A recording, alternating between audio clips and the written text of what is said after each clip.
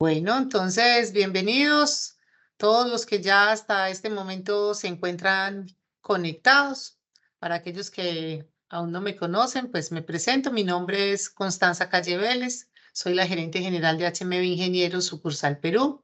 Quiero darles a todos la bienvenida a esta nuestra tercera y última charla del ciclo de charlas técnicas virtuales que venimos dictando en el mes de mayo como parte de la conmemoración del aniversario número 15 de nuestra sede de Perú.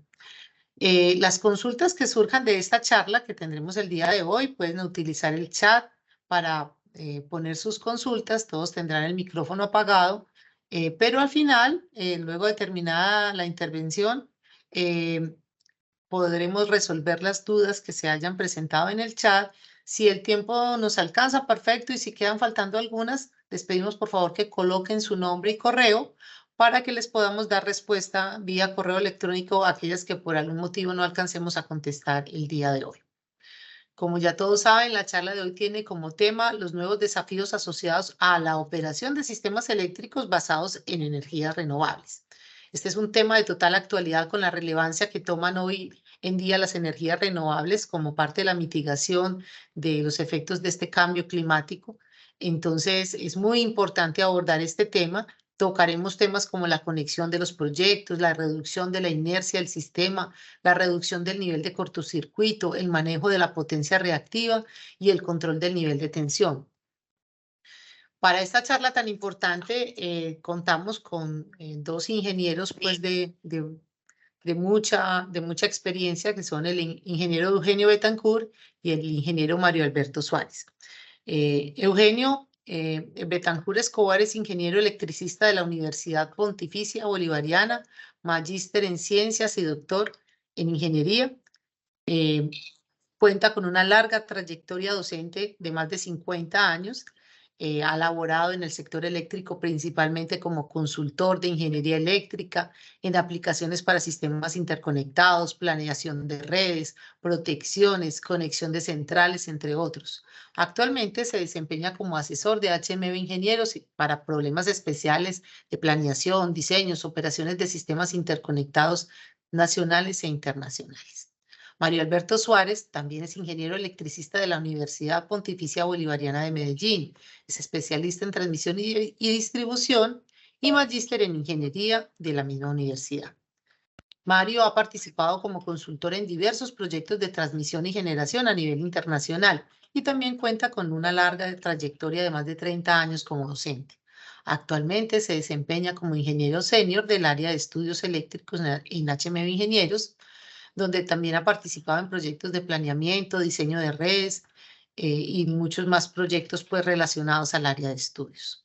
Antes de darle la palabra pues a los ingenieros Eugenio y Mario, quienes nos van a, digamos, a dar esta charla tan interesante, no me queda más sino darles las gracias a todos ustedes por la buena acogida que han tenido estas charlas técnicas que hemos dictado en el marco del aniversario de HMB Perú. Para nosotros ha sido muy satisfactorio saber que ustedes nos han querido recibir y han escuchado nuestras charlas y han sido también recibidas. Entonces, nada, solamente me resta aprovechar pues ya que tenemos más de 80 personas conectadas, darle la palabra tanto a Mario como a Eugenio y desearles pues lo mejor en esta charla, que la disfruten y la aprovechen mucho. No sé cuál de los dos va a iniciar, Mario, si tú o Sí, Eugenio. voy a empezar Inicia. yo. Muy Listo, buenas, perfecto. muy buenas tardes para todos. Pues es un honor estar aquí con ustedes para tratar este tema de tanta actualidad. Como esta conferencia está pues en el marco de la celebración de los 15 años de HMB Perú, pues vamos a hablar de cómo hemos participado desde el área de estudios en el sistema peruano. Hemos desarrollado más de 70 proyectos relacionados pues, con estudios eléctricos en estos últimos 15 años. De estos 70 proyectos, sin contar los que han involucrado pues, la ingeniería ya de subestaciones y líneas. De estos 70 proyectos, el 80% ha sido del desarrollo de estudios de preoperatividad y operatividad para generadores, transmisores y distribuidores. otro 10% para organismos de regulación del sistema eléctrico peruano y otro 10% ya relacionado con empresas mineras o en empresas industriales. Bueno, vamos a iniciar entonces con la conferencia de nuevos desafíos asociados a la operación de sistemas eléctricos basados en energías renovables. Y aquí hay que hacer una aclaración en cuanto a las energías renovables. Digo que es ya muy conocido por todos las bondades y que tienen las energías renovables dentro del el cuidado ambiental pues, de nuestro planeta y que la transición energética que estamos viviendo en este momento en el mundo, pues tiene toda una serie de beneficios.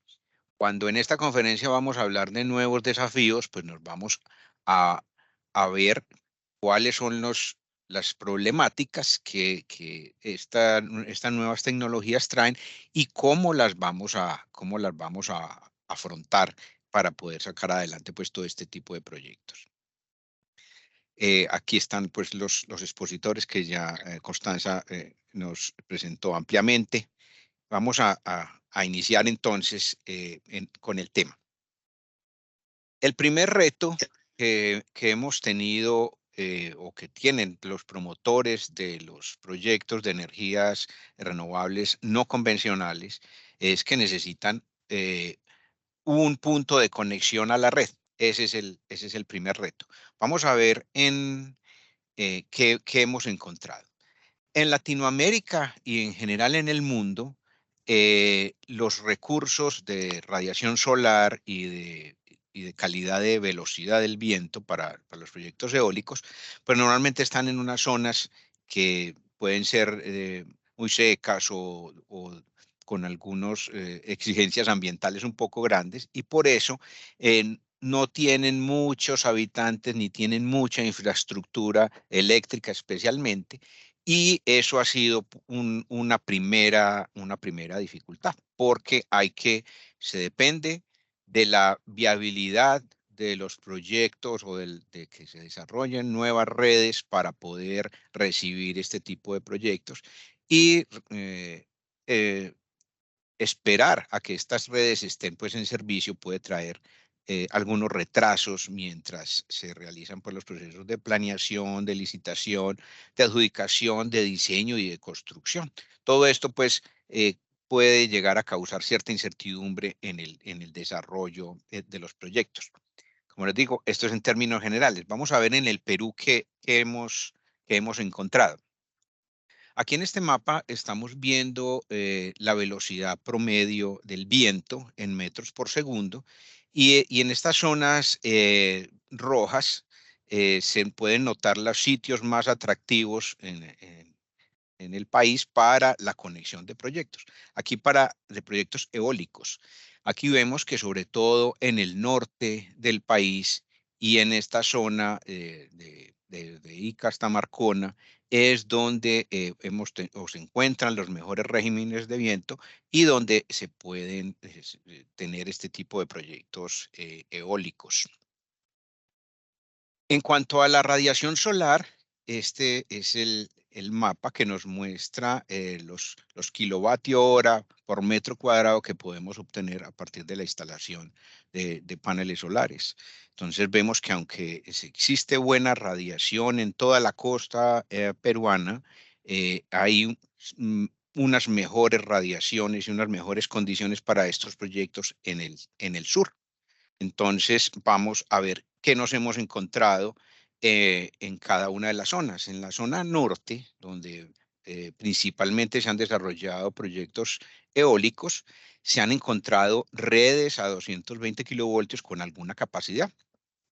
Sin embargo, estas redes pues tienen alguna limitación, no tienen la capacidad para recibir pues todos los proyectos y se ha tenido que aprobar pues la conexión con restricciones y esas restricciones se relacionan básicamente con la sobrecarga que puede presentarse principalmente bajo contingencia en algunas redes. Para eso se hace necesario el diseño de esquemas de desconexión de generación para poder recibir este tipo de proyectos. Más adelante vamos a detallar pues qué es un esquema de desconexión y cómo se implementa. En la zona sur también se tienen pues algunas redes.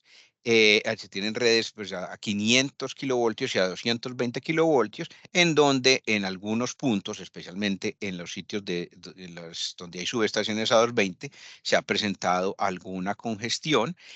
Congestión hablo de muchos proyectos interesados en conectarse en esos sitios y entonces han obtenido alguna aprobación también con restricciones que requieren de los esquemas de conexión que ya hemos mencionado. Obviamente sale la necesidad de la construcción de obras de transmisión adicionales que ya han sido consideradas por el COES dentro del plan de expansión y ya en el plan de expansión pues que pueden consultar directamente en la página del COES, van a ver que ya hay algunas obras que intentan reforzar estas redes y ampliar la recepción de este tipo de proyectos. En el sur del país, básicamente, existen redes o líneas a 500 kilovoltios que conectan el centro con el sur y se puede presentar el requerimiento de conexión a estas líneas. Y la conexión a líneas de 500 kilovoltios es especialmente compleja o más compleja que en 220, porque son líneas que tienen una compensación serie, porque normalmente son líneas muy largas, tienen una compensación chung, pues es muy propia del nivel de tensión. Entonces, si estas líneas se van a seccionar, necesitan de la variación, de la modificación de estas compensaciones serie y compensaciones Chun, lo que obliga pues a unas mayores inversiones.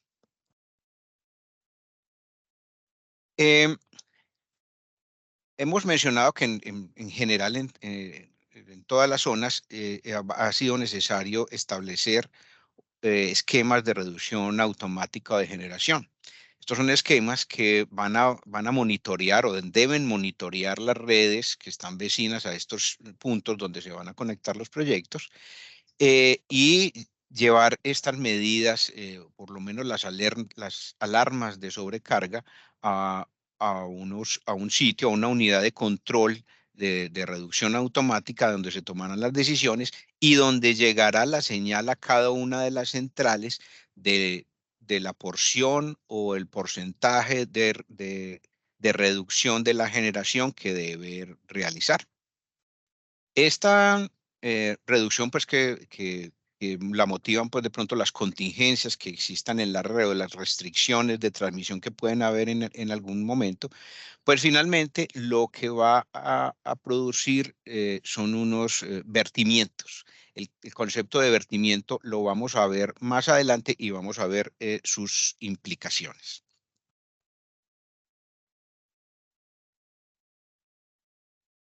El segundo reto tiene que ver con la reducción de la inercia del sistema.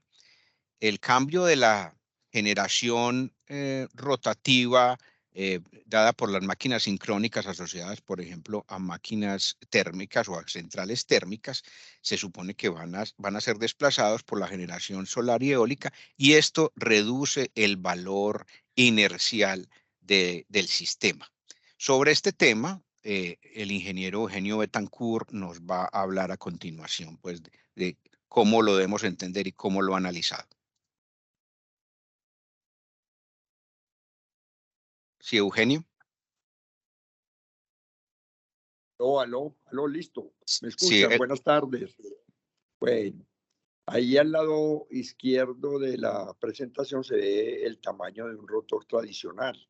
Ese parece ser de una turbina térmica.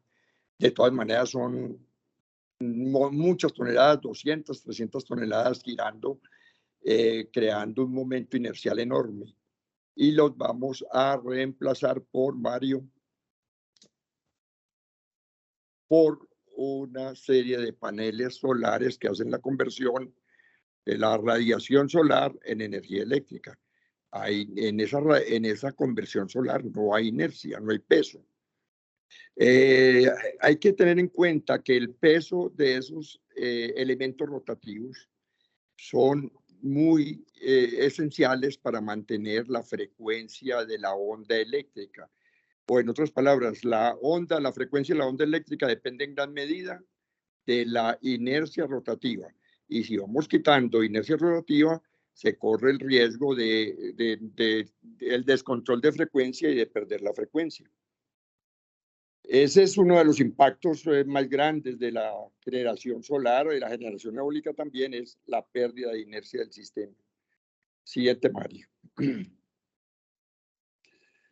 Aquí se ve un dibujo de un sistema de generación sincrónico.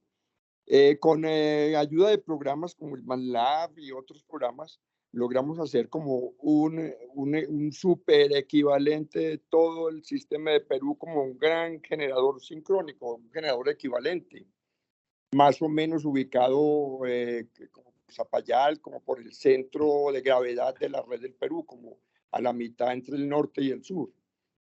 Y entonces se ve que la clave del sincronismo es la medición de un ángulo que se llama delta cero.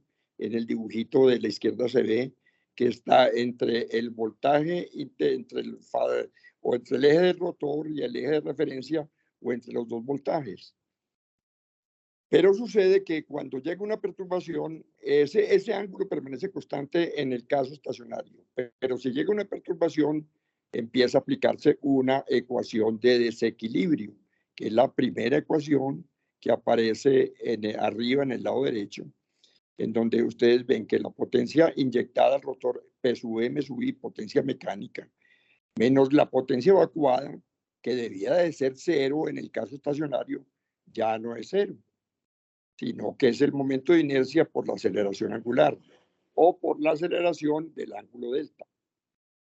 Esa ecuación se ha trabajado mucho y se puede desarrollar, integrar y hay muchos programas para integrarla hoy en día. En el camino de la integración aparece el delta punto, que es la ecuación que está abajo y que me está mostrando que ese ángulo delta que debiera estar quieto empieza a ganar velocidad. En principio empieza a abrirse y eso es una pérdida ya una amenaza contra el sincronismo. Ese delta punto depende de la potencia acelerante, que es el desequilibrio entre la potencia mecánica y eléctrica, pero también depende en gran parte de la inercia o peso del sistema, que es la letra M. La letra M es la constante de inercia, está en el denominador. Si esa M empieza a disminuir porque hay menos peso rotativo sincronizado, el delta punto o velocidades del ángulo par empiezan a aumentar. La constante de inercia del sistema M sub I también se ha formulado como función de la H sub I, que la llaman la característica inercial del sistema y aparece en segundos. Entonces, con este principio básico de la ecuación del penduleo, hicimos unos ejercicios, esos los podemos pasar como en una peliculita, Mario, el siguiente. Nos fuimos para las áreas iguales. El sistema del Perú tiene una generación en este ejercicio. Este ejercicio es muy primitivo. Es un ejercicio donde vamos a considerar 7.000 megavatios de generación. La generación solar que vamos poniendo va a ser generación solar absolutamente solita, sin compensaciones. Entonces aquí vemos que en general el sistema es muy estable. La línea horizontal que hay alrededor del número 7 son los 7.000 megavatios divididos por 1.000, que es la potencia base.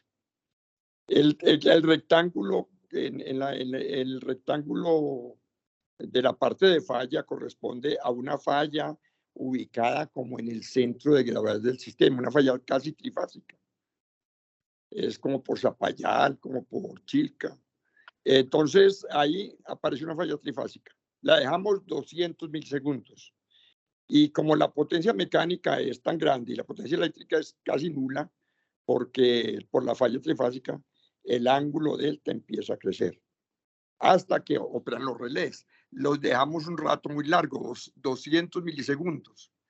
Inmediatamente empieza la acción del sistema de transmisión, permitiendo que se evacúe una potencia eléctrica mayor que la potencia mecánica, con una línea, con todas las líneas. Entonces es el viejo sistema de las áreas iguales. En este caso, que fue estable, el área acelerante fue igual al área de freno. Más o menos así opera en la actualidad el Perú. Siguiente, Mario. Aquí quitamos un poco ya de, quitamos 700 megavatios de generación rotativa y la volvimos solar. ¿Qué fue pasando? La inercia disminuyó. Antes era 6, ya está en 540.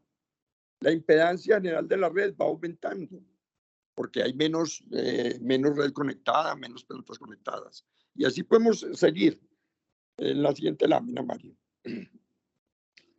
Miren, aquí ya pusimos 1.400 megavatios en generación solar y en plantas rotativas 5.600. La reactancia de red empieza a aumentar, pero la inercia H empieza a disminuir. De 6, arrancamos con 6, ya estamos en 4,8 segundos. Eso hace que ya el área de freno se nos esté gastando, el área por encima de la línea horizontal. La línea horizontal debe de estar en 5,6, porque es 1000 la potencia base. La siguiente, Mario. Ya, pues la secuencia siguiente es similar, simplemente que vamos poniendo más generación solar, 2100 y 4900 megavatios de generación rotativa. No hemos puesto compensadores, nada. Generación solar sola y quitar plantas rotativas. Otra, Mario. Ya la H, que era 6, para cuando arrancamos con 6 segundos. Aquí tenemos un H de 3,9 segundos y llegamos a un punto donde quedamos bailando para un lado o para el otro. Es apenas estable. Todavía tenemos área de freno que compensa el área acelerante. La potencia eléctrica transmisible disminuyó mucho porque al salir plantas rotativas se disminuye la impedancia de la red porque se quita la impedancia a los generadores y se quita parte de la red. Entonces la transmisibilidad disminuye. Aquí llegamos a un punto de equilibrio muy peligroso. Hay que hacer algo. Si abusamos un poquito, y la generación eólica está, según este criterio, en 2.400 megavatios. Entonces yo quiero más megavatios eólicos. Mario, siguiente. Entonces aquí me atreví a poner 2.700 megavatios eólicos, 4.300 megavatios rotativos. La inercia ya está en 370. Habíamos iniciado con 6. La transmisibilidad es nada, la estabilidad se pierde. El área acelerante es mucho mayor que el área de freno. Cuando se pierde la estabilidad, entonces uno diría, entonces en Perú no pueden poner sino 2.200, 2.300 megavatios eólicos. No, porque cuando vamos poniendo más megavatios eólicos, vamos implementando lo que ya Mario mencionó, compensadores rotativos, que añadan inercia, que vuelvan a recuperar la inercia y vuelvan a recuperar la estabilidad. Como les dije, este ejercicio de las áreas iguales es primitivo, es solamente poner conversores solares y no hacer nada más. Eso es imposible. El conversor solar no tiene inercia. El conversor solar per se, él solito, no genera reactivos. Tal vez en el transformador o algo así, o con condensadores se pueden generar reactivos. Este sería una planta de 2.700 megavatios solar y la inercia es tan bajita que se corre muchos riesgos con la estabilidad. Luego hay que hacer medidas remediales. Eso es lo que nos dice este ejercicio de las áreas iguales. Ahí me disculpan la voz, no la tengo muy buena, porque lo que le faltó decir a Constanza es que yo estoy muy viejito. Tengo muchos años y de tantos años dando clase, me gasté la garganta. Bueno, entonces Mario, creo que esa es la herencia que nos deja. Entonces nos fuimos a un simulador más fino que las áreas iguales. Nos montamos en la simulación MATLAB, en un simulador MATLAB, y montamos en plano S todo un equivalente en plano complejo de un generador sintético o síntesis de del sincronismo del Perú. Entonces aquí esta es la simulación MATLAB global, es la estrategia. Ahí hay unas cajas de colores. Las cajas verdes más brillantes, no verdes brillantes, son al lado como derecho está el generador mismo y al lado izquierdo el control de frecuencia. Las cajas azules son el control de tensión. Las cajas anaranjadas son de control adicional y la caja anaranjada del lado izquierdo es controles con PSS. Pueden ayudar mucho sustituyendo el déficit de inercia. Arriba hay un sistema en color verde claro, que es un sistema de medición y de evaluación de todo el trabajo del generador sincrónico. Una caja de esas, por ejemplo, la caja verde oscura del lado derecho es la lámina que sigue. Mario, por favor. La siguiente laminita. Eso es lo que montamos en el MATLAB. Esa es la laminita del generador, de la ecuación del penduleo. Esta es la ecuación del penduleo puesta en bloques propios del MATLAB. Entonces, esta ecuación del penduleo tiene pues toda la segunda ley de Newton rotativa. Tiene un primer lazo arriba. A ver, Mario, si lo podemos seguir. En el lado izquierdo hacia arriba hay una caja.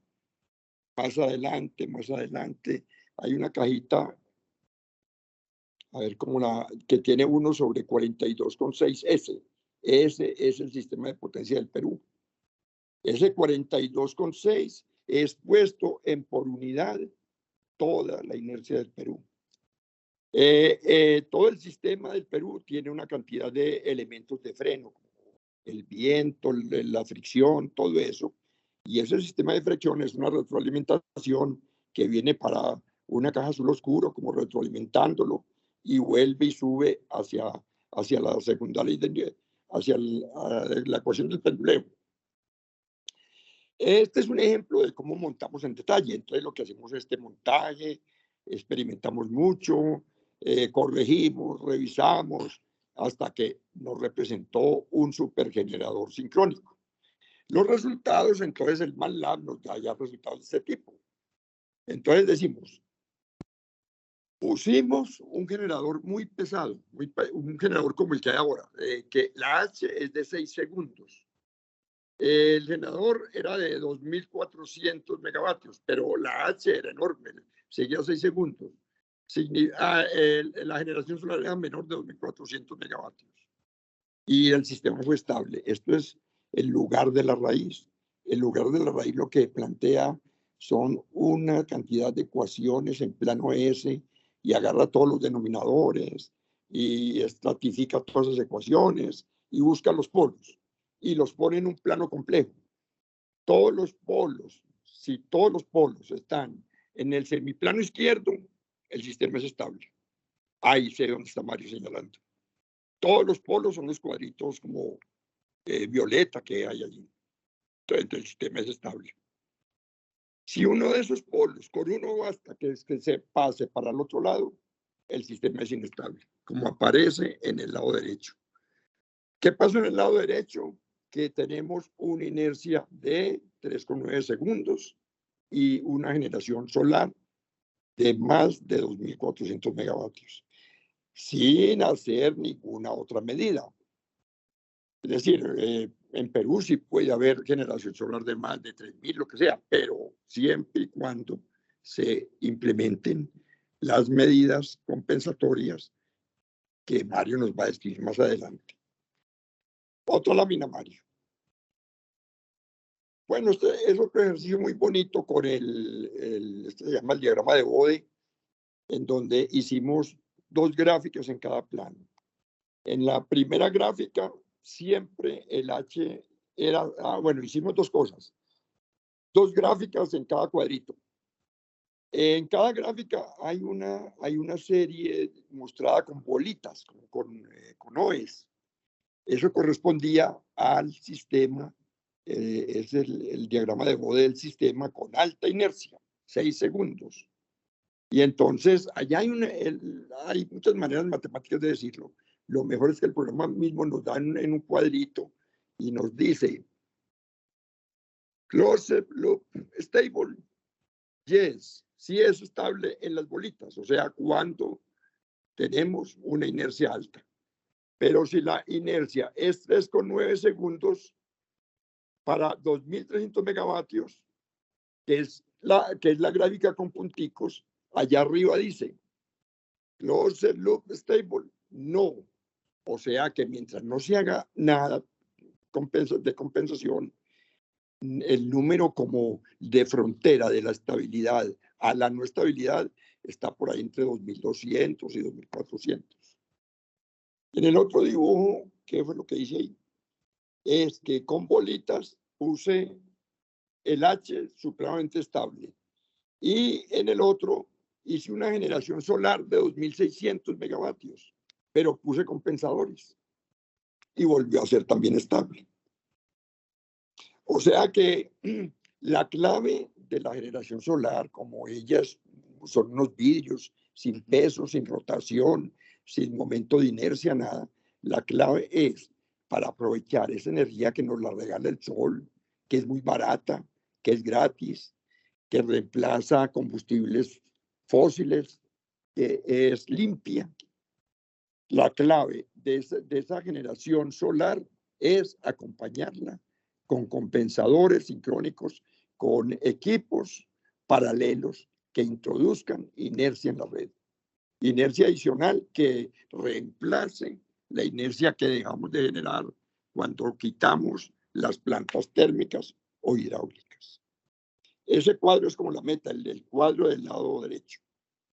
Poder poner generación solar abundante, pero que no traiga problemas de estabilidad. Con esto, entonces, Mario sigue con otras perturbaciones que nos ilustran en este gráfico. Mario, Sí, tiene la palabra. aquí en la gráfica que estamos mostrando ahora, podemos ver ya un caso de reducción de la inercia.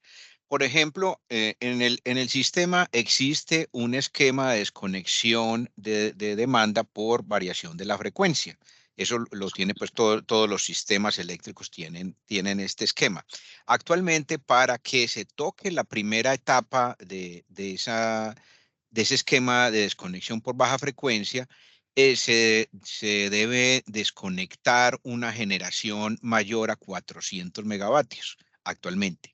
Para el año 2026, estamos haciendo la simulación, en donde ya tenemos, pues, en el 2026 ya tendremos una penetración importante de generación solar y eólica. Entonces, estamos haciendo el evento de desconexión de 250 megavatios. Recuerden que hoy es 400, en este momento en esta simulación estamos haciendo 250. Aquí estamos haciendo la simulación en el escenario de avenida, en donde tenemos una generación mayormente hidráulica y vemos cómo la frecuencia se baja por la salida de estas 250 megavatios de generación, pero no llega a tocar la primera etapa del esquema de reducción de desconexión por baja frecuencia. Pero en el esquema de estiaje, donde tenemos una generación mayormente térmica, entonces el mismo fenómeno o el mismo evento de desconexión de 250 megos sí llega a tocar pues ya este esquema. Esto muestra que la inercia, la fortaleza inercial del sistema pues se va reduciendo a medida que va teniendo penetración pues de este tipo de energías. El tercer reto que tenemos, tercer punto que vamos a analizar es la reducción del nivel de cortocircuito. ¿Qué ocurre con esto? La conexión de centrales de energía renovable termina reduciendo el nivel de cortocircuito del sistema precisamente porque desplaza generadores sincrónicos. Debemos recordar que los generadores sincrónicos aportan más o menos, en cortocircuito, aportan más o menos 5 veces su potencia nominal, mientras que estos equipos basados en electrónica aportan solo 1 por unidad en cortocircuito. O sea, su propia capacidad nominal es en MVAs es la que aportan en cortocircuito. Entonces, se está perdiendo un aporte del nivel de corto en el sistema en general.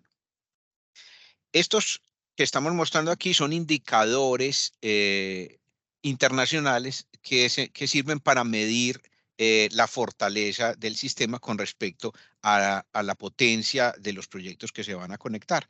Este se llama el SCR, es el índice que nos permite evaluar la fortaleza del sistema, que es esta SC, es el valor de potencia trifásica en MVA ante una falla trifásica, en cortocircuito trifásico, y dividido por la potencia del proyecto que se va a conectar. Esto lo que nos está mostrando es la relación del tamaño del proyecto con respecto a la fortaleza del sistema en el punto de conexión. Cuando se van a conectar varios proyectos en una misma subestación, por ejemplo, entonces tenemos que calcular un indicador que ya es compuesto, es la misma relación de cortocircuito, pero compuesta, en donde estamos evaluando la potencia en MVA de cortocircuito trifásico en el punto de conexión, dividido la sumatoria de los proyectos, de la potencia de los proyectos que se están conectando en el mismo sitio. Existen otros indicadores, pero esto es para mostrar cómo se puede evaluar. ¿Qué es lo interesante de estos indicadores? ¿Qué nos dicen si el sistema es fuerte, es débil o es muy débil? Cuando el sistema es fuerte, o sea que este indicador, el SCR, la relación de cortocircuito nos da mayor que 5, entonces nos da cierta tranquilidad, nos dice que el sistema es lo suficientemente fuerte para ser estable, sobre todo para el control. Recordemos que estas centrales tienen un control general que controla todos sus inversores, ya sean en la parte de solar o sea eólica. Entonces, este control puede dar unas respuestas estables. En un sistema débil, ya se puede requerir de la sintonización del control de una central con respecto a los controles de otra unidad para que tengan un trabajo o una operación adecuada. En un sistema muy débil, que es cuando esta relación nos da menor que 3, hay que tomar medidas adicionales, como por ejemplo la compensación síncrona que ya ha mencionado Eugenio y que vamos a ver enseguida, o tener algunas restricciones operativas. De estos dos problemas que hemos hablado hasta el momento de la reducción de la inercia y del nivel de cortocircuito, pues vamos a hablar de algunas soluciones. ¿Cuál es el efecto que tiene esta reducción de la inercia? Que se van a presentar violaciones a los rangos de frecuencia normalmente que se tienen en el sistema. Si ustedes ven en la misma página del COES, se puede ver la gráfica donde se hace un seguimiento de la frecuencia, y aunque hay variaciones permanentes, esas variaciones están dentro de unos rangos. Cuando el sistema es más débil, esas variaciones pueden ser aún mayores y presentar algunas problemáticas para algunos equipos. La primera solución que se ha mencionado es la de adicionar condensadores síncronos. Esta estrategia de los compensadores síncronos pues ya ha sido muy usada aquí mismo en el Perú, sobre todo en mineras donde están conectadas en puntos alejados del sistema interconectado, ya han tenido la necesidad de conectar estos condensadores síncronos. Ahora se requerirían en algunos sitios donde prime la generación no convencional para mantener pues no solamente la inercia, sino también el nivel de cortocircuito. También puede ser necesario adicionar servicios específicos de frecuencia. Ya, por ejemplo, existe el AGC, que es el servicio que prestan algunos generadores para hacer ese seguimiento y mantener los 60 Hz en el sistema. Pues puede surgir la necesidad de hacer ajustes o de hacer servicios adicionales que hagan ese manejo de la frecuencia. También se puede pensar en que el sistema va a manejar mayores disturbios de frecuencia, pero ese es difícil, especialmente por ejemplo, en el sistema peruano, donde las mineras tienen mucho equipo electrónico, equipo de mucha demanda, por ejemplo, variadores de frecuencia asociados a sus molinos, que son muy sensibles a las variaciones de la frecuencia. Entonces, no es tan probable poder pensar en este tipo de soluciones. Sin embargo, las soluciones están por llegar. Estas son nuevas tecnologías y las soluciones pues ya están en camino. Ya se está trabajando en una de las soluciones pues innovadoras, aunque pueden haber más, es los inversores con grid forming, creo que son capaces de formar la onda de tensión y que pueden prestar algunos servicios adicionales. Ahorita vamos a ver pues los efectos de uno y del otro. Empecemos por hablar de los compensadores síncronos. El compensador síncrono no es más que un motor síncrono, es una máquina sincrónica actuando como motor y esa máquina va a operar en vacío. No va a mover ninguna carga mecánica, solamente va a mover su propio peso. Y para eso, pues va a consumir alguna potencia activa. Tiene la gran ventaja, como en una máquina sincrónica tenemos acceso al campo del rotor, entonces con ese control del campo del rotor vamos a poder aportar o absorber potencia reactiva para mantener niveles de tensión. Y tiene la gran ventaja de que esta es una máquina sincrónica como la de cualquier generador y en caso de cortocircuito pues va a ser el aporte correspondiente a 5 veces como lo hemos mencionado y va a contribuir al aumento de ese nivel de cortocircuito. Además, fuera de que es una masa rotacional, se le pueden agregar algunas volantes, algunas masas adicionales que aporten una inercia adicional y contrarreste esta reducción de la inercia que ya hemos mencionado. Aquí en este ejemplo estamos viendo cómo vamos a mejorar la relación de cortocircuito en un sistema que tiene un parque eólico de 200 megavatios, un parque solar fotovoltaico de 100 megavatios y que tiene en su punto de conexión tiene una potencia de cortocircuito de 500 MVA.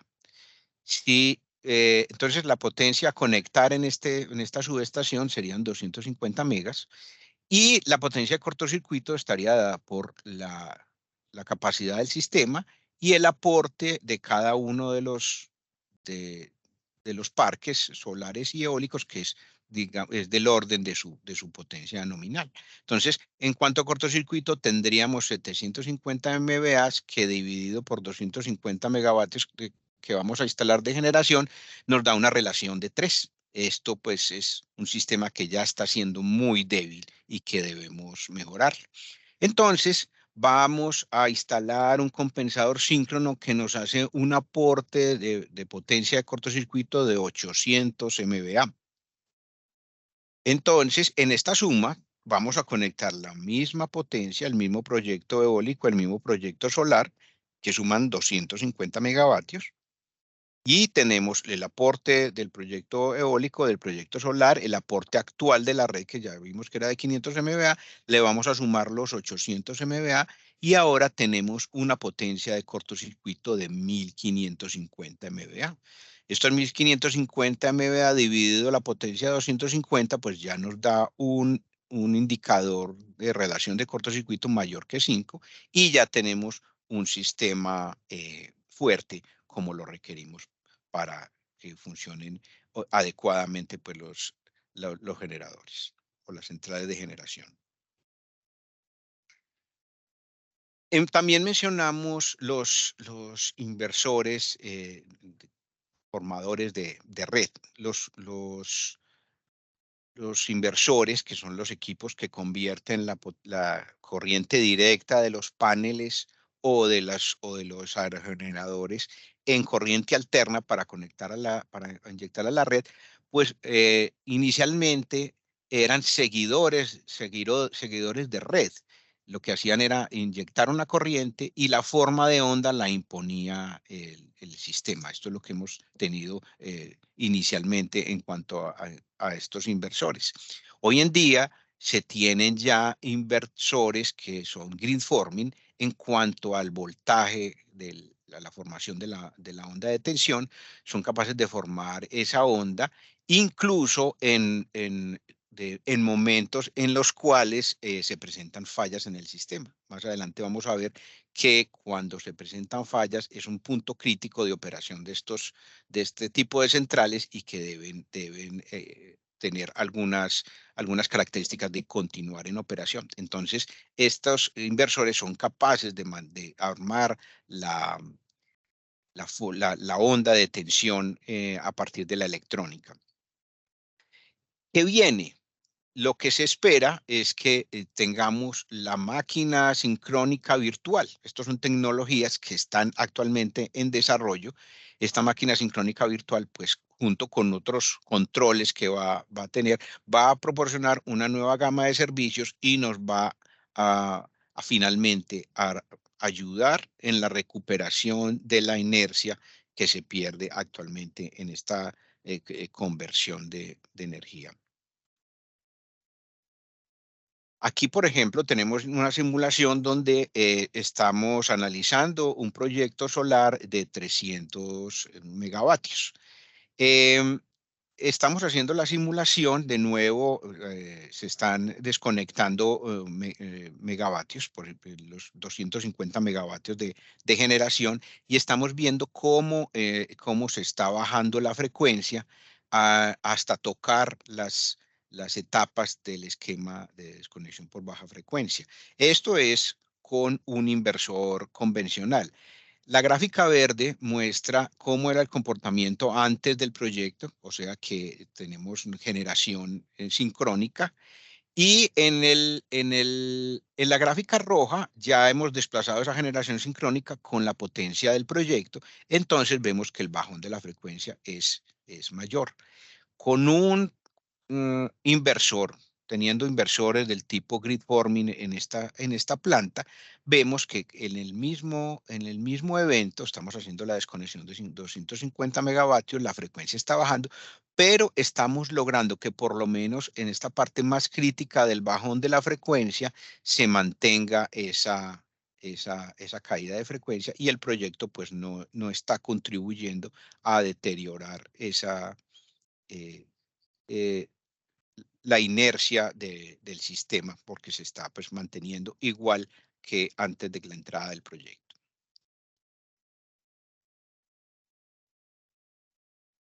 Como cuarto punto vamos a ver lo que tiene que ver en el impacto del control y la frecuencia y de la estabilidad. ¿Cuál es el problema que estamos teniendo aquí? El sistema funciona normalmente a 60 Hz y ese 60 Hz es el fruto del equilibrio que hay entre la generación y la demanda que se tiene en el sistema.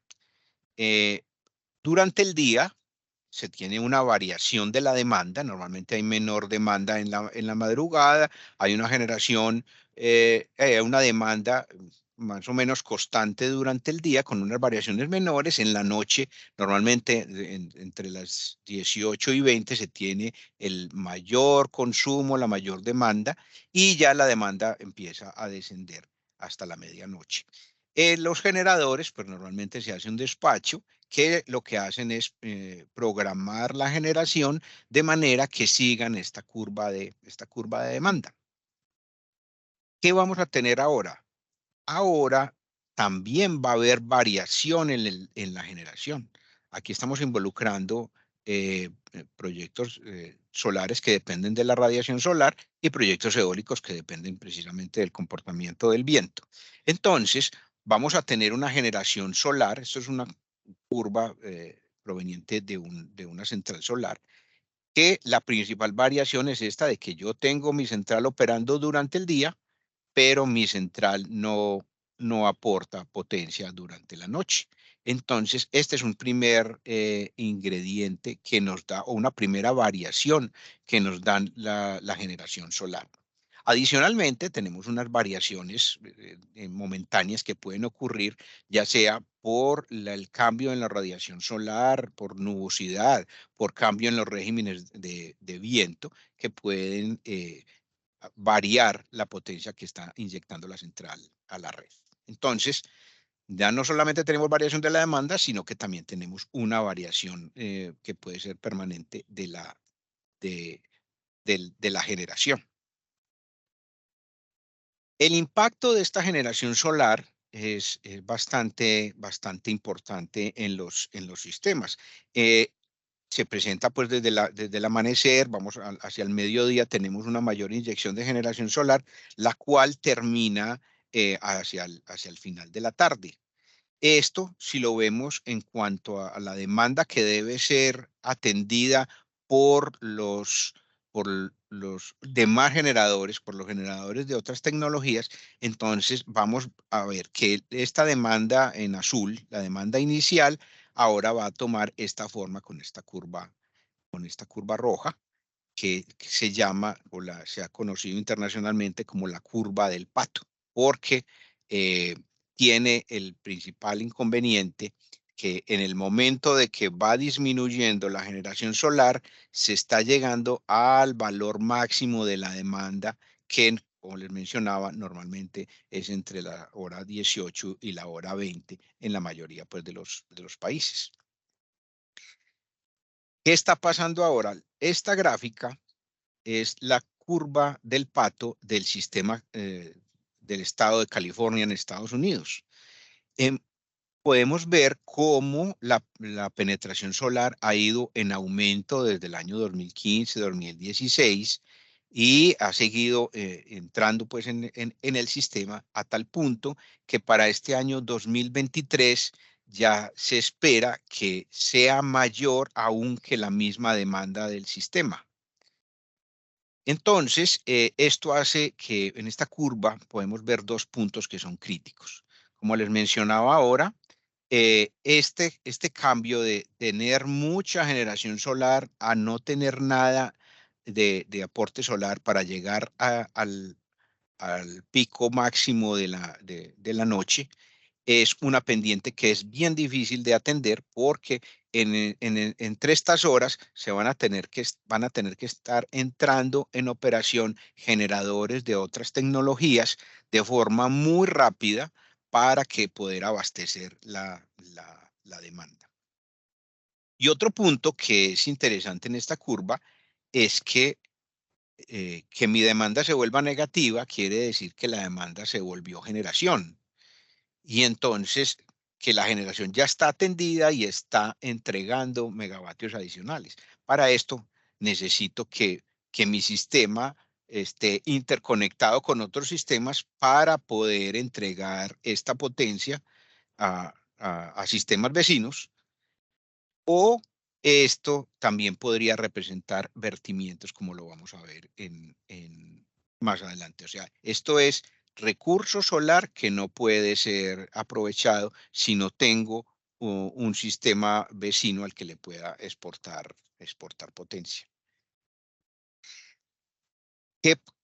¿Cuáles la posibilidad de que lleguemos a esta situación en el Perú?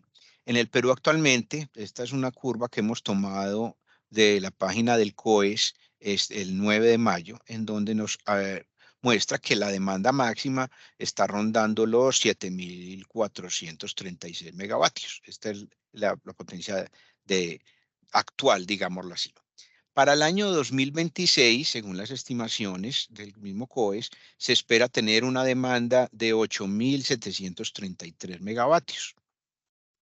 ¿Qué tenemos actualmente? Actualmente el COES tiene reportado proyectos de generación solar que suman 282 megavatios ya en operación. Esto es actual ya en operación. Y eólico proyectos de 412 megavatios, lo que suma 694 megavatios. Pero, ¿qué tendremos para el año 2026? Estudios de preoperatividad ya con conformidad, o sea, aprobados, hacen que este acumulado llegue a 6.575 megavatios en cuanto a energía solar y a 2.691 en energía eólica. Esto suma 9.266. O sea que con los proyectos que tenemos aprobados hasta este momento, ya podríamos estar pensando en atender la demanda máxima del año 2026. En revisión, o sea, en proyectos que ya han presentado su estudio de preoperatividad, pero que todavía no han sido aprobados, se tiene un acumulado de 11.000 megavatios en solar y 4.400 en eólico también para el año 2026. Obviamente estos son proyectos pues que ya entran en el proceso de implementación, de montaje, de construcción, que muy probablemente no estén entrando pues todos en el año 2026, pero sí en años muy cercanos. Entonces, entrando todos estos proyectos, ya vamos a tener una generación de recursos renovables no convencionales del orden de 15.000 megavatios que ampliamente atiende la demanda proyectada para ese entonces. Aquí estamos viendo, vamos a mirar el concepto entonces de vertimiento. Cuando yo tengo un recurso que supera la demanda o un recurso que no puede llegar hasta la demanda por restricciones, por ejemplo, en la transmisión, como ya hemos mencionado, de los puntos de conexión de los sistemas, entonces vamos a tener el fenómeno de vertimiento. El vertimiento es el vaciamiento o pérdida que experimentan las plantas energéticas con el elemento que no puede ser transportado. Lo que el concepto lo traemos de las plantas hidráulicas, en el cual cuando la central no genera y se empieza a llenar el embalse hasta el punto de que se rebosa, y el recurso hidráulico empieza a bajar por el vertedero o por el rebosadero para de cierta forma se pierde y no se aprovecha en la generación. Aquí lo estamos viendo de que puede ocurrir también en el recurso solar y en el recurso eólico. Para evitar estos vertimientos, pues entonces hay que incorporar nueva infraestructura en el sistema de transmisión, poner algunos automatismos en la operación. Aquí se vuelve muy importante los sistemas de almacenamiento, precisamente para guardar energía que puede ser utilizada en otras horas como por ejemplo en la noche. El aumento de la capacidad de las líneas existentes, no solamente pues cambio de conductor, sino aplicando nuevas tecnologías de compensación, por ejemplo, que controlen el transporte o la cantidad de megavatios que va por una línea en caso de que sea necesario, las nuevas líneas de transmisión y la necesidad de tener interconexiones nacionales e internacionales para poder llevar la potencia.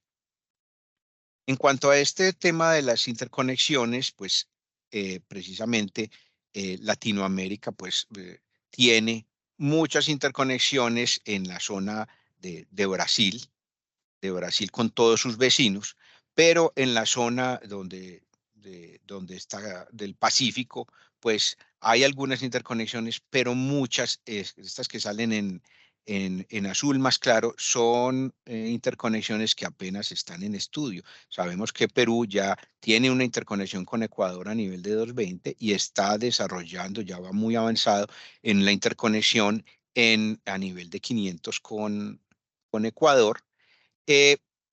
Pero aquí en la interconexión con los otros países, por ejemplo, con Bolivia y con Chile, lo primero que hay que superar es la barrera de los 50 Hz. Estos son países que tienen una frecuencia de operación diferente, en donde para hacer interconexiones habrá que pasar por la corriente directa, ya sea a través de conexiones que se llaman back-to-back, en donde el paso por corriente directa es en una misma subestación, es local, o a través de líneas de corriente directa que lleven potencia pues hasta los otros sistemas. Entonces, es un reto para los países latinoamericanos mejorar su interconexión para poder tener mayor intercambio de energías y aprovechamiento del recurso renovable. El quinto reto que tenemos es el tema de la potencia reactiva y el control de la tensión. Las centrales no convencionales deben cumplir regulatoriamente con compromisos de inyección o absorción de energía reactiva y la continuidad del suministro ante contingencias severas. Esto es válido en prácticamente todos los países donde regulatoriamente se han propuesto unas características que deben cumplir las centrales. O sea, no solamente aquí estamos viendo la potencia nominal de la central en por unidad, o sea, desde 0 hasta 1 en por unidad, y estamos viendo el factor de potencia. Todas las centrales deben cumplir con esta característica, o sea que deben cumplir con un factor de 0.95 capacitivo o inductivo, aún en el 100% de su capacidad de generación.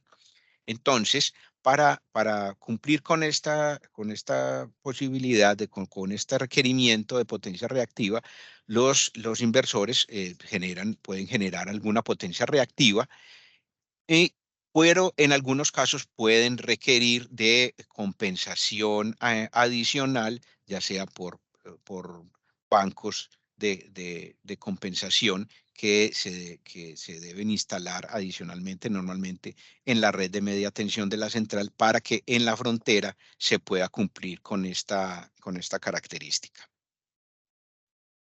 También, en cuanto a la continuidad del suministro ante contingencias severas, se deben cumplir estas características que se llaman la característica Low Voltage Right-Through. Hemos mencionado ya que los equipos electrónicos pues asociados por ejemplo aquí en este caso a los inversores, son equipos muy sensibles a las caídas de tensión y a la variación de la frecuencia, pero en el caso de estas centrales deben ser de cierta manera inmunes a esas variaciones, y entonces aún ante una falla en el sistema que lleve la tensión a 0 por unidad, deben permanecer conectadas por un periodo, como lo está indicando la gráfica, y por encima de esta gráfica punteada deben permanecer en operación. Para lograr esto, se necesitan de controles. Hemos mencionado que estas centrales tienen un control macro que funciona controlando todos los inversores que están asociados a la central, y deben responder a estas características para que puedan cumplir los requerimientos regulatorios que existen. Estas gráficas las estamos sacando precisamente del PR20, donde se proponen pues para que sean cumplidas por todas las centrales no convencionales. El reto número 6 tiene que ver con la calidad de la energía. La implementación de nuevos equipos electrónicos a la red tiende a elevar los niveles de distorsión armónica. Ya hemos visto que los inversores son equipo electrónico y equipo electrónico que opera de manera no lineal, que genera una forma de onda, y esta forma de onda, pues, cada vez o las tecnologías las hacen para que cada vez se parezcan más a una onda senoidal pura, pero tiene sus imperfecciones, y esas imperfecciones hace que normalmente ante la instalación de una central de estas, pues se aumenten la distorsión armónica que existe en la subestación. Entonces, es necesario realizar estudios de distorsión armónica en el punto de conexión, considerando la distorsión que ya existe en el sistema, aunque antes de la llegada, pues, de estas centrales ya hay unos niveles de distorsión. Estimar la distorsión que va a inyectar la central ya operando, y si esta distorsión, pues, supera los límites. Aquí estamos poniendo las normas que tienen los límites de distorsión armónica, la norma europea, la IEC, la norma americana, la IEEE 519, y la norma local, que es la norma técnica de calidad. En rojo estamos viendo los limitantes, y en las gráficas, las barras verdes nos indican la distorsión que se tenía en la red antes de la llegada del proyecto, y las barras en azul muestran la distorsión que se tiene luego de que se ha conectado el proyecto. En caso de que haya aumentos de la distorsión y que superen los límites, pues habrá que tomar medidas para mitigar esta distorsión armónica que se presenta o que se puede presentar, pues, en las centrales. Finalmente, ya para cerrar, este ya no es un reto, sino que es la limitante final que tienen las energías no renovables. Y es que la región tiene un potencial de energías renovables mucho mayor que la demanda de energía eléctrica. Nos lo dice la misma OLADE. La región tiene un potencial de energías renovables 22 veces mayor que la demanda eléctrica que se espera para el 2050. Tenemos mucho más recurso en radiación solar y en vientos que supera la demanda de energía eléctrica que tenemos en la zona. Aquí en esta diapositiva podemos ver la capacidad instalada. Esto es información del año 2016, que ya puede ser que ya tiene muchos años, pero nos da una idea de los órdenes de magnitud que tenemos en los sistemas. El sistema de China, que tiene una capacidad instalada, o tenía una capacidad instalada en el 2016 de 1.653.000 megavatios. Toda Norteamérica, lo que es México, Estados Unidos y Canadá, tienen una capacidad instalada de 1.303.000 megavatios. Y Europa de 1.134.415 megavatios. Y Sudamérica tiene una capacidad instalada de 300.000 megavatios, que todavía no están interconectados, como lo acabamos de ver en el mapa anterior. Entonces, la demanda maneja estas mismas proporciones que vemos aquí en la capacidad instalada, y tiene un alto componente de energía hidroeléctrica, que ya es energía renovable. Miren que de estos 300.000, 150.000 ya son hidroeléctricos. Y entonces la cabida, pues, para las energías renovables no es tan grande como en otras regiones del mundo, aunque tenemos el recurso suficiente. Bueno, hasta aquí la presentación que teníamos. Le podemos entonces dar paso a las preguntas, si es del caso. Listo, buenas tardes a todos. Pues Mario, voy a empezar a leer algunas de las preguntas que han hecho los asistentes a la reunión. Entonces voy a empezar con esta. El ingeniero Germán Hernández nos pregunta, ¿qué tipo de tecnologías intrínsecas a las líneas de los 20 y 500 kilovoltios podrían aumentar su resiliencia y capacidad en un sistema como el peruano en la medida que ingresen nuevas generaciones renovables? Bueno, pues obviamente cuando necesito aumentar la capacidad de transmisión, lo primero que se piensa es en la repotenciación, pero también es bien importante que existen hoy en día eh, válvulas, equipos que pueden aumentar la transmisión, modificar la impedancia de las líneas para controlar la transmisión, ya sea aumentar o restringir la transmisión de potencia, aumentando la potencia en las líneas que están más sobrecargadas y disminuyendo la impedancia en las líneas que tienen aún más capacidad para redistribuir los flujos y hacer un mejor aprovechamiento del sistema de transmisión. De acuerdo. Continuamos con una pregunta que hizo el ingeniero Brandon Bastidas. Teniendo en cuenta que una gran cantidad de energía suministrada por fuentes renovables se almacenará, ¿cuál es el papel específico de los sistemas de almacenamiento de energía en la estabilización del sistema eléctrico frente a una alta penetración de fuentes de energía renovable? Sí, ahí hay dos puntos interesantes que hay que mencionar con respecto al almacenamiento. Como vimos, en el día vamos a tener mucho recurso, especialmente solar, que con el solo hecho de almacenarlo y poderlo inyectar a la red en horas de la noche, pues ya nos va a dar un mejor aprovechamiento de ese recurso. Lo vamos a almacenar durante el día, lo vamos a entregar durante la noche, por ejemplo, y vamos a poder atender el suministro. Adicionalmente, a partir del almacenamiento de energía, pueden generarse esa generación que se puede hacer a partir de la energía que se ha almacenado en baterías, puede contribuir también al manejo de la inercia y del nivel de cortocircuito, porque la conversión de esa energía que está almacenada en corriente directa en las baterías, al convertirla por medio de inversores, grid forming a la red, va a poder hacer un aporte que mejore el tema inercial y el tema del nivel de cortocircuito. Bueno, al respecto yo agregaría, Mario, ¿me permites? Del Sí. almacenamiento.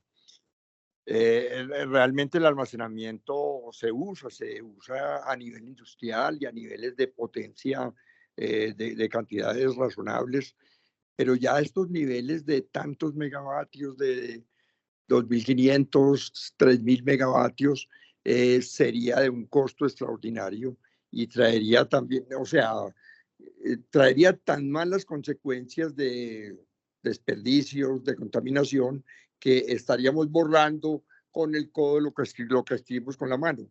El almacenamiento tiene sus riesgos y tiene una cantidad de complicaciones. A ese respecto, yo creo que es mejor pensar en ampliar las interconexiones internacionales. En el ejemplo que Mario nos mostró de California, en donde se mostraba ese hueco tan grande que había en la demanda por implementación de energía no convencional, eso lo pudieron hacer pues porque pusieron compensadores, síncronos, lo que fuera, pero lo pudieron hacer por la gran fortaleza que tiene la interconexión de Estados Unidos. De manera que si por ejemplo, California perdió cierta cantidad de inercia, como está conectada con toda la red de Estados Unidos, la inercia global del sistema interconectado es muy representativa. Pero no creo que en California estén almacenando mucho de esa cantidad de energía renovable. El almacenamiento es muy bueno, como les decía, a nivel industrial, a niveles de proyectos de tamaño menor, urbano tal vez, pero ya a nivel nacional almacenar cantidades tan enormes de energía no es como practicable, no se practica. O Mario tendrá idea de algún país donde almacenen cantidades grandes. Yo no tengo el dato. Sí. No, ya hay proyectos aquí en Colombia, por ejemplo, ya hay proyectos de almacenamiento en el área de la costa, precisamente para em, disminuir sobrecargas que hay en la red en las horas de máxima demanda. Entonces, se están adelantando proyectos de almacenamiento precisamente para contrarrestar esta exigencia de la red, suministrando energía en horas del pico máximo que tenemos pues entre las 18 y las 20. Eso es verdad. De todas maneras, pienso que es de tamaño limitado. Es un tamaño relativamente, no es de cierto tamaño de porcentaje limitado. Preguntas, ya, otra. ¿Qué más preguntas tenemos? Listo. Voy a continuar con una pregunta del ingeniero Diego Alexis Aragón. Dice, si se puede inyectar inercia sintética con un convertidor grid-forming, ¿tendría sentido poner un valor muy grande de inercia para lograr suaves transitorios de la frecuencia? ¿Me la repites, por favor? ¿Sería factible? Si se puede inyectar inercia sintética con un convertidor grid-forming, ¿tendría sentido poner un valor muy grande de inercia para lograr suaves transitorios de la frecuencia? Sí, creo que como lo están viendo, este tipo de generación puede desplazar en gran proporción a la generación convencional que hemos tenido en los sistemas. Actualmente, por ejemplo, la implementación de compensadores síncronos, pues ya sabemos que nos va a aportar una inercia que va a mejorar esa situación. Y esa inercia virtual que le podemos llamar así, que nos van a entregar los inversores, pues va a ser un sumando que va a ayudar a contribuir en ese sentido. Entonces, ¿qué creo? Que hacia el futuro vamos a tener una combinación de soluciones desde el punto de vista de compensación sincrónica, desde el punto de vista de inversores grid-forming, que nos van a aportar a mantener la estabilidad, la estabilidad y la fortaleza y la resiliencia del sistema. Listo. El ingeniero Diego Alexis Aragón nos hace otra pregunta. Dice, ¿y qué pasará en redes basadas mayormente por convertidores? ¿Sería viable aprovechar la rápida dinámica del convertidor para disminuir la inercia y dejar la red funcionando en modo Fast Frequency Response, como propone el operador de red del Reino Unido, o dejar que los convertidores sigan aportando inercia sintética para mantener las escalas de tiempo del sistema eléctrico tradicional, como lo propone el operador de red del sistema australiano? Pues ya hemos visto que la inyección de este tipo de energías pues, va a debilitar el sistema. Las variaciones de frecuencia, las grandes variaciones de frecuencia no son beneficiosas para los mismos equipos eléctricos que se conectan. Yo pienso que no contribuir o no solucionar el tema de la inercia, lo que podría llegar a producir son apagones constantes en los sistemas, y eso sería muy crítico porque un apagón es un evento muy grande que tiene afectaciones no solamente pues operativas, sino económicas dentro de la operación de un país. Entonces, creo que por ningún motivo se podría pensar en trabajar con un sistema débil, porque traería pues unas consecuencias bastante graves. Ok, y ya para ir finalizando con esta sección de preguntas, tenemos la siguiente pregunta. Buenas tardes, a la realiza la ingeniera Silvana Fonseca. Buenas tardes, ¿la conexión de un condensador síncrono haría inviable un proyecto teniendo en cuenta el costo de este? Pues yo creo que todas las soluciones complementarias tienen un costo considerable. O sea, el ahorro fue muy grande cuando cambiamos la generación térmica por la generación eólica, que En costos relativos es mucho más barata la generación solar o de viento. Pero todas las otras medidas remediales hay que presupuestarlas con sus costos reales. De todas maneras, siempre es mejor pagar ese costo y crear la inercia sintética, la inercia virtual de que estaban hablando ahora, que dejar la generación térmica contaminando y todos los demás problemas que tenemos ahora. Ese costo nos lo exige es la limpieza del planeta, la mejora de las condiciones ambientales, la mejora de vida de todas las poblaciones. Esa generación térmica es muy buena, pero el irla reemplazando por generación no convencional va saneando el país, las regiones y el planeta. Y por eso vale la pena pagar plata. Sí, yo creería adicionalmente que la fortaleza o recuperar la fortaleza del sistema ante la penetración de este tipo de energías, pues ya corresponde, no tiene que corresponder exactamente a un proyecto en particular, sino que puede corresponder a una obra de interés del sistema interconectado.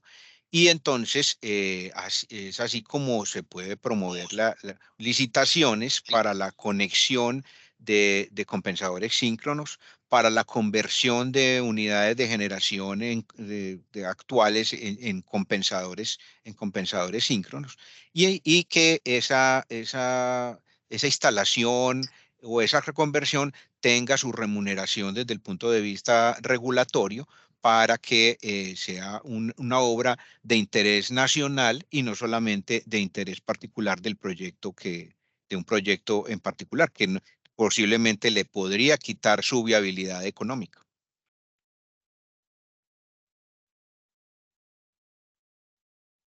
Muy bien. Entonces, ¿ya no Listo, tenemos más muchísimas preguntas, gracias, Carol? ingeniero. No, señor, ya no hay más preguntas. Bueno, Bueno, entonces no me queda sino darles las gracias a Mario, a Eugenio, por esta excelente presentación que hicieron el día de hoy. Estamos muy contentos con las preguntas y respuestas. Creo que para la gente fue una charla muy, muy enriquecedora.